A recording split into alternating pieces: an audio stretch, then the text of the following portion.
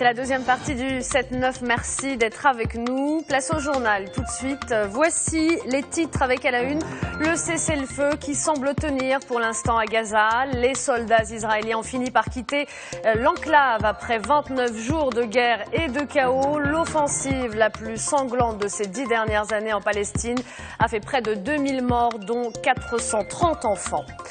Le sommet États-Unis-Afrique se poursuit à Washington. Hier soir, le président américain a offert un dîner à la Maison-Blanche en l'honneur de la quarantaine de chefs d'État et de gouvernement africains qui prennent part à ce sommet. Barack Obama en a profité pour annoncer la tenue du prochain sommet global annuel de l'entrepreneuriat. Un sommet qui va se tenir à Marrakech les 20 et 21 novembre prochains. Et puis enfin, dans l'actualité nationale, nous évoquons ce matin ce pas en avant pour la stratégie nationale Maroc numérique. La DGSN se dote d'un tout nouveau système informatisé, un système qui va permettre l'étude des dossiers judiciaires en un temps record.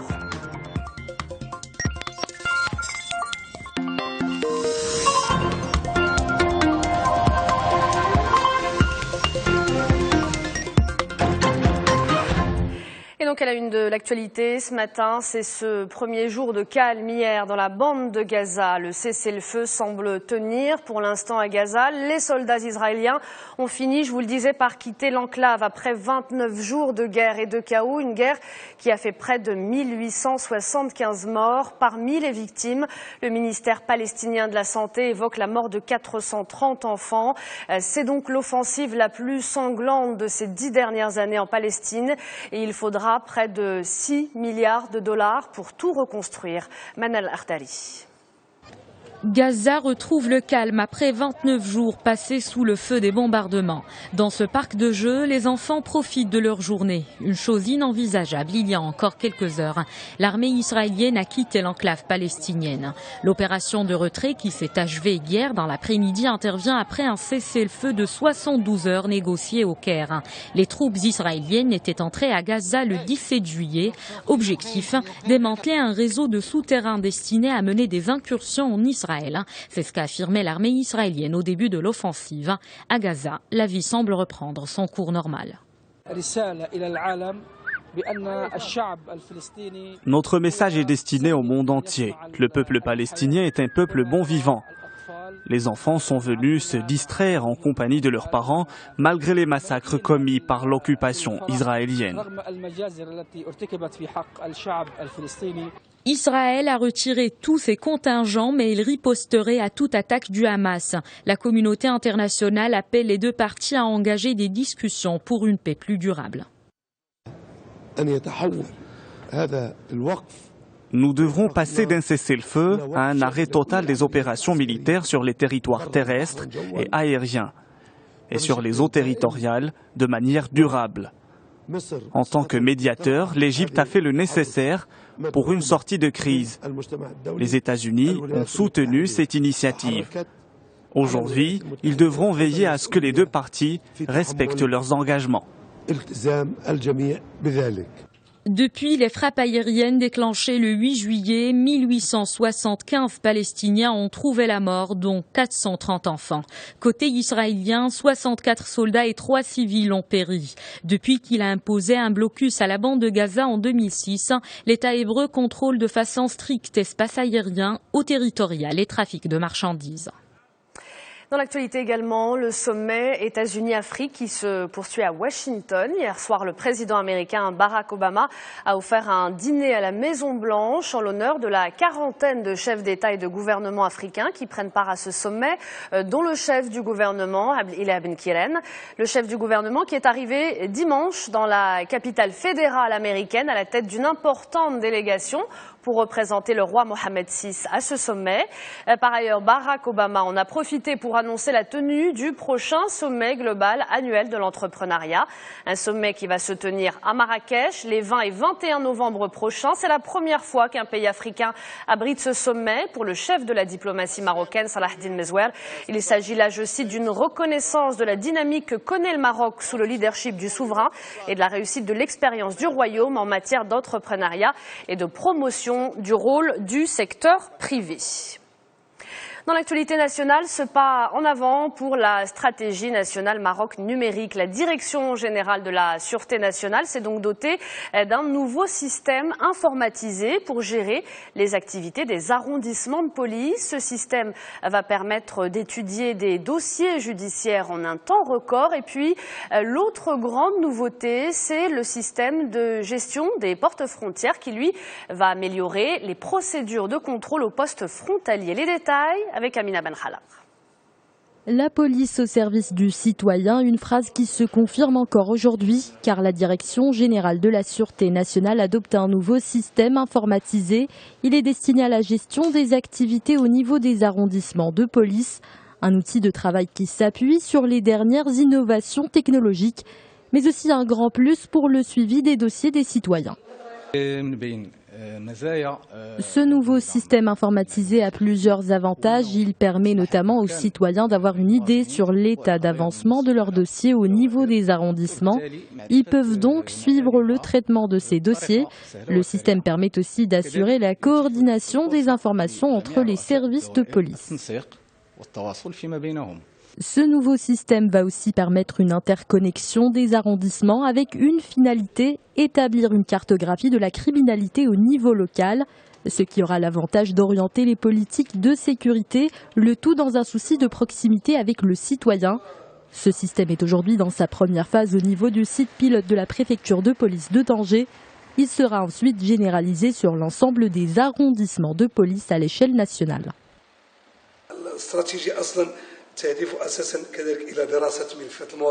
L'objectif de cette stratégie est d'étudier les dossiers des citoyens dans les plus brefs délais pour trouver les solutions adoptées à chaque problème.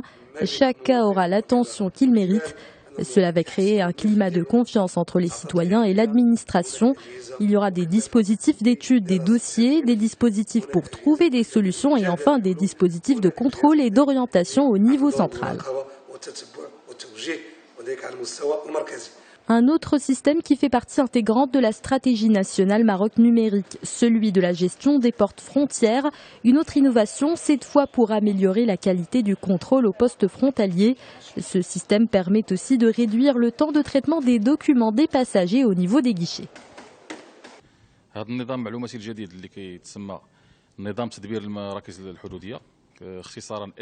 Le système de gestion des portes frontières permet un contrôle plus rapide sur les différents titres de voyage. Il renforce aussi les procédures de contrôle. C'est un système qui prouve aujourd'hui son efficacité. Le résultat est visible. Les mesures de contrôle aux postes frontaliers prennent moins de temps aux voyageurs. Le système de gestion des portes frontières a été d'abord déployé sur les sites pilotes de Tanger, de l'aéroport Tanger-Bnebtouta, porte maritime Tanger-Médina et porte terrestre Bninsar. Il sera généralisé dans une prochaine étape aux autres postes frontières du Maroc. En Égypte à présent, le président égyptien Abdel Fattah el-Sisi a lancé officiellement hier le creusement d'une nouvelle voie maritime avec cet objectif, celui de désengorger le canal de Suez. Il s'agit en quelque sorte de la construction d'un deuxième canal de Suez. Le projet a été lancé en grande pompe, un projet on peut le dire pharaonique. Il sera doublé sur 37 km, approfondi sur 35 km. Le chantier est voulu comme une opportunité pour l'économie égyptienne dévastée après les troubles politiques de ces derniers mois.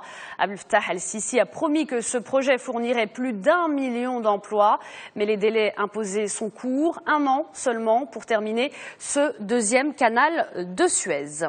On continue avec ce nouveau bilan après le séisme qui a frappé le sud-ouest de la Chine. Ça s'est passé dimanche dernier, un bilan qui s'alourdit à 589 morts. Par ailleurs, 230 000 personnes ont dû être évacuées d'urgence, sans compter les 80 000 maisons qui se sont effondrées. Le roi Mohammed VI a adressé un message de condoléances et de compassion au président chinois suite à ce tremblement de terre qui a donc frappé la province du Yunnan. Retour au Maroc à présent pour vous parler de l'opération Marhaba qui bat son plein en ce moment. Les chiffres sont là pour le confirmer. Plus de 407 000 passagers ont regagné le Maroc via le port de Tangemed. Et ce, depuis le début de la campagne. C'est un chiffre qui est en hausse de 15% par rapport à la même période de l'année dernière. Un pic a été enregistré durant le week-end dernier. Et puis sachez également qu'une station radio du port de Tangemed a été mise en service. Elle est réglable sur la fréquence 97,6 MHz pour informer les voyageurs en continu des différents départs et arrivées des bateaux.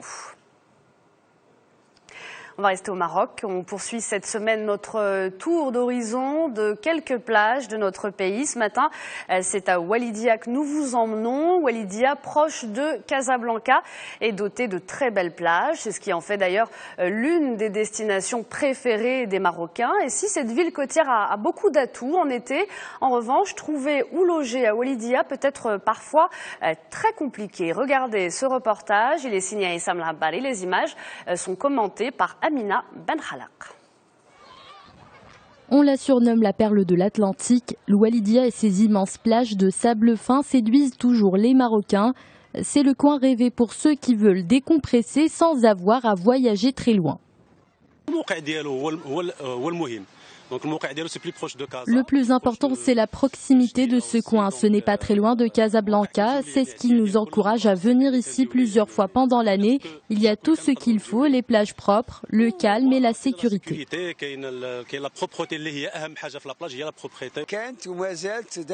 Walidia est une importante destination touristique. Elle attire beaucoup de monde. Ceux qui viennent pour la première fois sont souvent surpris par la beauté du site.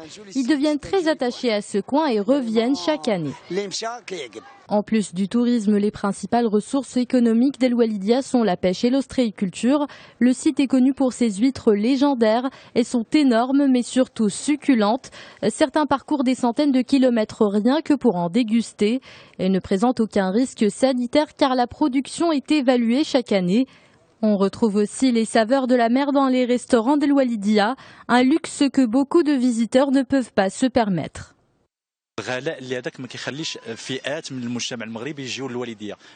Tout est cher ici. Cela n'encourage pas les gens à venir à Walidia. Il y a beaucoup d'hôtels de luxe, mais pas assez d'établissements pour les petits budgets. Walidia doit devenir une destination pour toutes les classes sociales.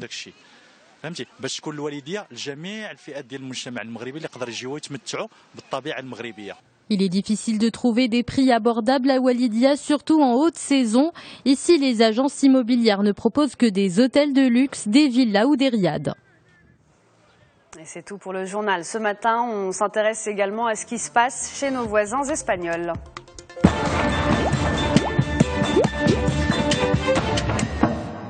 Avec notre correspondante en direct de Madrid, c'est Marie Bolinches. Marie, bonjour.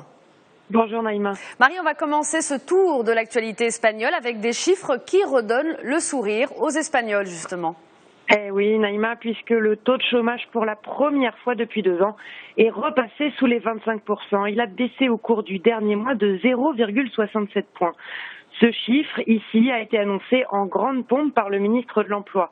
En fait, il s'explique surtout par l'augmentation du nombre d'offres d'emploi, justement, dans le secteur du tourisme. Parce que dans ce domaine, l'Espagne bat tous les records. C'est devenu la 3e destination mondiale et elle a accueilli au cours du premier semestre 28 millions de touristes étrangers. Un chiffre qui est, lui, en hausse de plus de 7%. Le problème, Naïma, c'est que le tourisme, c'est à peu près le seul secteur qui se porte bien en Espagne. Or, personne ne sait comment les chiffres du chômage évolueront à la rentrée, une fois la haute saison passée. Je vous rappelle qu'ici, près de 2 millions de foyers ont tous leurs membres au chômage. Le gouvernement a bien compris la situation d'urgence et envisage de présenter une série de mesures en octobre pour lutter notamment contre le chômage de très longue durée. Très bien. Et puis Marie, du côté de la famille royale également, on se prépare à des réformes. Oui, et notamment en matière de transparence. Naïma, vous vous en souvenez peut-être, c'était une des promesses de Philippe VI lors de son couronnement. D'abord, pour la première fois, la maison royale espagnole sera soumise à un audit extérieur. Cela signifie que tous les comptes des monarques seront rendus publics. Ensuite, plus aucun membre de la famille royale ne pourra collaborer à une entreprise privée. Cette mesure, eh bien, c'est une référence assez explicite à la situation de la sœur du roi, l'ex-infante Christina, mise en examen pour blanchiment d'argent et fraude fiscale. Enfin, tous les membres de la famille royale seront soumis à un tout nouveau code de conduite et par exemple, eh bien, ils ne pourront plus recevoir de luxueux cadeaux comme les yachts que Juan Carlos, le père de Felipe, avait reçus. Avec cette série de mesures, le nouveau roi des Espagnols tente de redorer le blason de la monarchie égratigné par toute une série de scandales, vous en souvenez peut-être, au cours de ces 2 dernières années. Eh bien, sa stratégie semble payer, Naïma, puisque 6 Espagnols sur 10 ont une bonne image de lui. Pour terminer, Marie, on va parler maintenant de football et plus précisément du Real Madrid.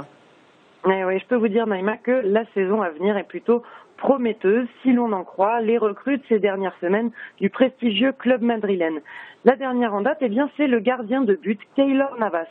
Souvenez-vous, ce costaricien a été l'une des grandes révélations de la dernière Coupe du Monde au Brésil. Il a été présenté avant-hier aux socios du Real après avoir signé un contrat de 6 ans avec le club. Auparavant, eh bien, c'est une autre star de la Coupe du Monde, l'Allemand Toni Kroos, qui avait annoncé qu'il quittait le Bayern de Munich pour rejoindre le Real Madrid.